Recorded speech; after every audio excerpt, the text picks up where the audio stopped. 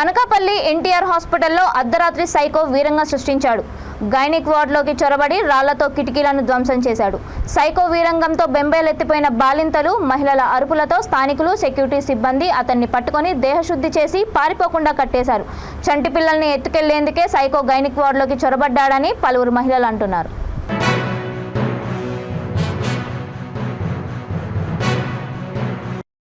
వర్షానికి వచ్చే మేఘాలేమో మేము అనుకున్నాం. యాక్చువల్ అలా సౌండ్స్ వస్తాయి కాబట్టి మేము అనుకున్నాం సార్.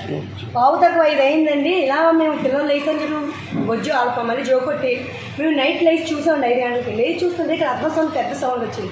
పెద్ద సౌండ్ ఎందుకు వచ్చింది? ఎవరైనా ప్రెగ్నెంట్ లేడీ కానీ పడిపోయారా, లేకపోతే మనకు ఏమైనా బాటిల్స్ గాజు బాటిల్స్ కాదు కదా అని మేము అనుకుని అందరం చెక్ చేసుకున్నాం. చెక్ చేసినప్పటికీ ఇక్కడ ఆఫ్ పాయింట్తో కనిపించేసాం మాకు కిటికీ దగ్గర. ఎప్పుడైతే గ్లాస్ పగిలిపోయిందో ఆ గ్లాస్ సౌండ్ మాకు డౌట్ వచ్చి మేము అందరం లేచామండి. లేచి మా పిల్లలు మేము హ్యాండ్ ఓవర్ చేసుకొని ఇక్కడ ఉంటే మాకు సెక్యూరిటీ లేదని చెప్పేసి మేము డోర్స్ తీసుకొని నర్సుల దగ్గరికి వెళ్ళడం అనేది జరిగింది సార్. ఇది జరిగింది. దీన్ని పెట్టి మేము ఇన్ఫార్మ్ చేసామండి పోలీసులు. కానీ వాళ్ళు ఎటువంటి మా మీద యాక్షన్ తీసుకోలేదు. మాకు ఏంటంటే ఆ సెక్యూరిటీ కూడా మాకు ఇవ్వలేదు.